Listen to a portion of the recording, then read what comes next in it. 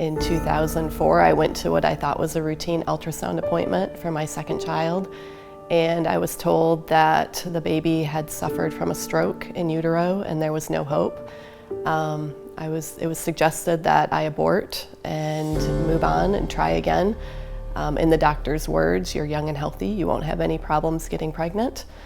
And I drove home with tears just streaming down my face and entered our apartment where my husband was with our firstborn son, who was 2 years old, and shared the news. And we just dropped to our knees and we prayed about it, and we knew that it was part of our story to carry this child to whenever the Lord was going to call him or her home.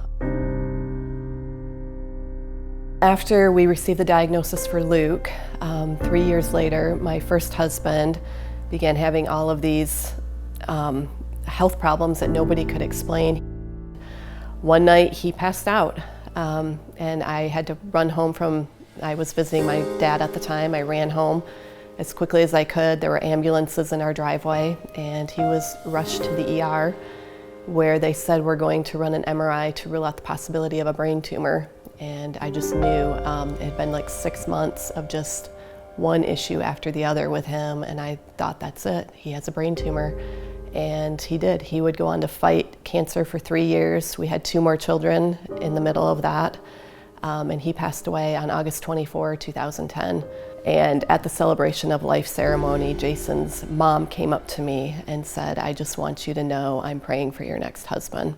And I looked at her and I said, "Mom, this isn't something I'm gonna entertain or talk about right now." And she said, "You can't do this life with these 4 kids without a supportive partner." A stranger from Pennsylvania who had been following my blog just left a comment, and she said, "I have no idea why I'm even reaching out and telling you this, but there's this young widower in Oklahoma. He lost his wife to brain cancer 4 days after Jason died. He has 3 young children and he's not doing very well. And I just think you could be a source of encouragement to him." So I found his blog, just left a comment, and the next day woke up to an email from this young widower. And we were on the phone within a week, just pouring out our hearts to each other, and we were engaged a few months later and married within the year. He moved to Michigan, we adopted each other's kids, and went on to have an 8th and final baby together.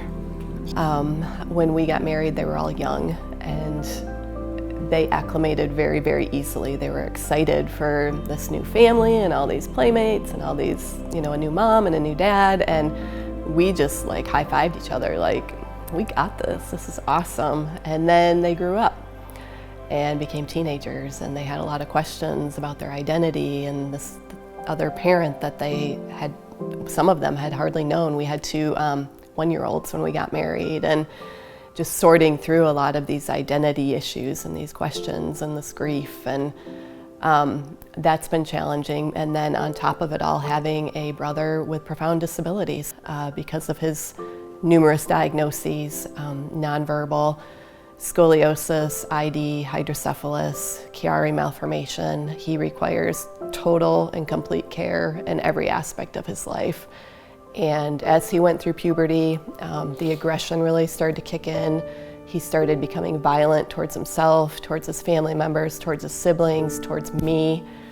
And I just entered a very deep period of grieving over, is this my life?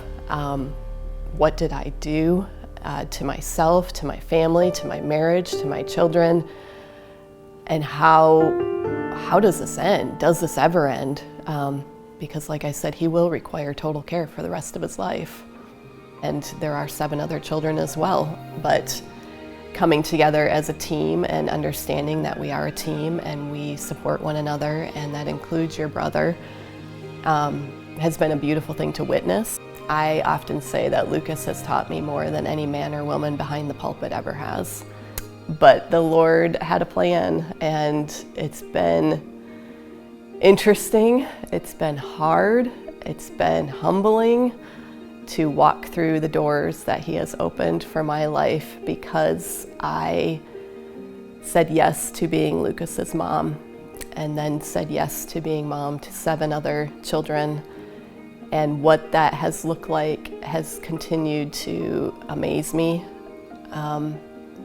in terms of how God has used the most humble individual on the planet, Jess Ronne, who doesn't care if anybody knows his name or who he is, or to shine this light into very dark spaces and to give people hope through his life. And I think that's pretty incredible.